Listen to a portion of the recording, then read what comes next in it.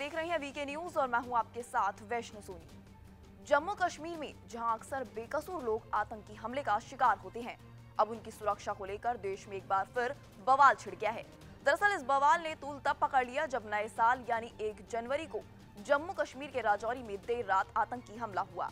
इस हमले में आतंकवादियों ने राजौरी में हिंदू परिवारों पर फायरिंग की थी, जिसमें 4 लोगों की मौत हो गई, वहीं 7 लोग घायल हो गए।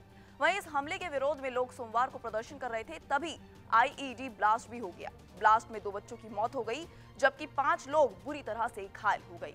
वहीं इस हमले पर जहां कई नेता शोक व्यक्त कर रहे हैं, तो वहीं विपक्ष केंद्र पर लगातार हमलावर है।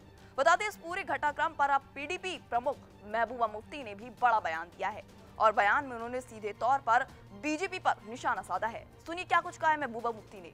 मीडिया रिपोर्ट्स के मुताबिक महबूबा मुफ्ती ने कहा कि बीजेपी को तब फायदा होता है जब कश्मीर में निर्दोष लोग मारे जाते हैं, क्योंकि वे अल्पसंख्यकों के खिलाफ कहानी चलाते हैं और कश्मीरियों को बदनाम करते हैं। इस सवाल पर कोई जवाबदेही नहीं है कि यह घटना क्यों हुई।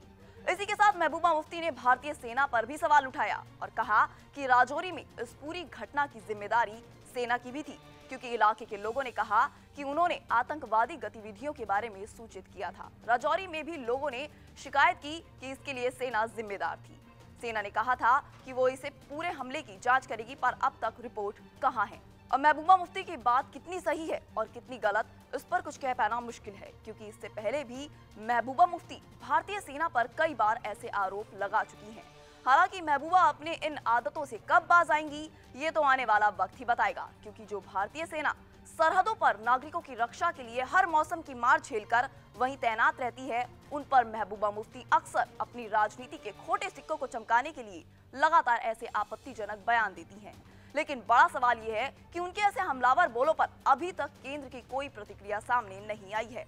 वहीं दूसरी ओर जम्मू की जनता आतंकी हमलों से परेशान होकर अब सड़कों पर नारेबाजी कर रही है। फिलहाल इस खबर पर आपकी क्या राय है, हमें जरूर बताएं। इस तरह की तमाम खबरों के लिए देखते रहें वीके न्यूज। वीके न्यूज, राष्ट्र के नाम।